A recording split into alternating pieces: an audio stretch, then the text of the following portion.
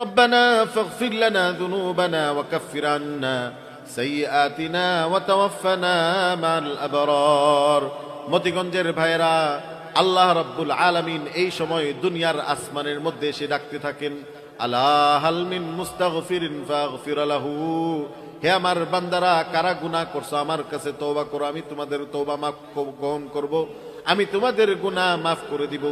এই জন্য কেউ কোনো কথা বলবেন না, হাত তুলেন সবাই আল্লাহর কাছে দোয়া করেন, রব্বানা যালামনা আনফুসানা ওয়া ইল্লাম তাগফির লানা ওয়া তারহামনা লানাকুনান্না মিনাল খাসিরিন। পরওয়ারদিগার আলম, এই মতিগঞ্জ আল ফালাহ ইসলামী সংস্থার উদ্যোগে এই বার্ষিক তাফসীরুল কোরআন মাহফিল, আয় আল্লাহ, এর মধ্যে দীর্ঘ সময় পর্যন্ত কোরআন এবং হাদিসের আলোচনা হয়েছে। আল্লাহ, আরো বিভিন্ন নেক আমল হয়েছে, আপনি যদি কবুল করে নেন অল্প আমলও আমাদের নাজাতের জন্য যথেষ্ট হয়ে যেতে পারে।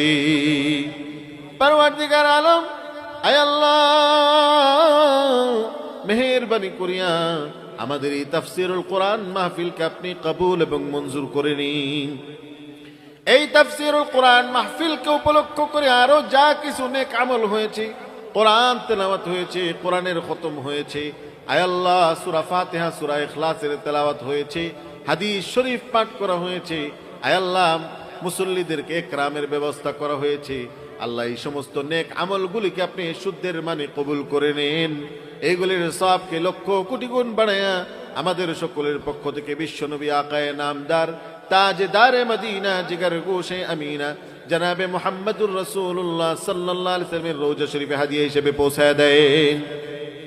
হুজুরে পাক সাল্লাল্লাহু আলাইহি ওয়াসাল্লামের ওসিলায় দুনিয়ার শুরু থেকে নিয়ে আজ পর্যন্ত যত মুমিন মুর্দেগান কবরবাসী হয়ে গেছেন, বিশেষ করে আল্লাহ আমরা যারা হাত তুলেছি, আল্লাহ জানি না কার বাবা নাই কার মা নাই, আল্লাহ আমাদের যাদের পিতা মাতা দাদা নানি শ্বশুর শাশুড়ি চাচা চাচি খালা খালু ফুফা ফুফু আত্মীয় স্বজন বন্ধু বান্ধব এলাকাবাসী কবরবাসী হয়ে গেছেন, আয় আল্লাহ তাদের সকলের রূহের মধ্যে আমাদের নেক আমলের সওয়াব পৌঁছে দিন।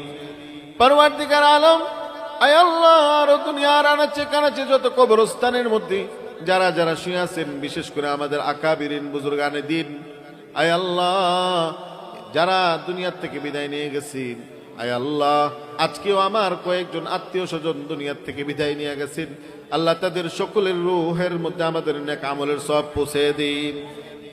আয় আল্লাহ, আপনার হাবিব সাল্লাল্লাহু আলাইহি ওয়াসাল্লাম বলছেন মুসাফিরের দোয়া কবুল হয়। আল্লাহ মেহেরবানি করে আমাদের, আয় আল্লাহ